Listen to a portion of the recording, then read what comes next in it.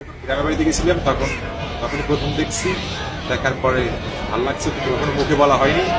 যে পরে আমি বলিনি, ওই আমাকে ফার্স্ট প্রপোজ করছিল। আমাদের জার্নিটা খুব সহজ ছিল না, অনেক স্ট্রাগল করতে হয়েছে। আমরা এসসি কমপ্লিট করার পর ওরা আর কি ঢাকা নিয়ে গেছিল, অনেক মানে কমিউনিকেশন অনেক হার্ড হয়ে গেছিল।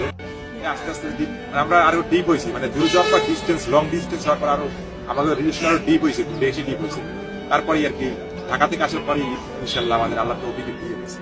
যখন আর কি বিয়ে হয়েছিল তখন তো একটু বুঝে নিত রিলেশনের বিয়ে, একটু ঝামেলা হয়েছিল।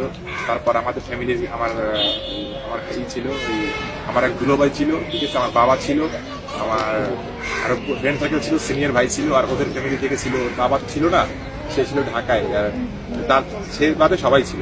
আসলে যখন বিয়েটা হয়েছিল, বিয়ের পর যখন আম্মু আব্বু কারোর সাথেই কথা হতো না, খুব খারাপ লাগতো যে কি করছি জীবনে, আসলে অনেক বড় ভুল, আবেগের জন্য মনে হয় এই কাজটা করছি।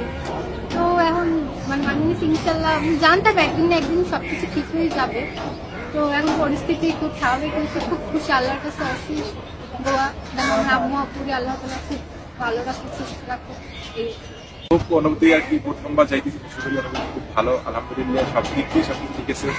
ওইখানে আর কি শুধু একজনকে মিস করতেছি, সে হলো আমার আম্মু, সে আজকে দুনিয়াতে নাই, তারই মিস করতেছি।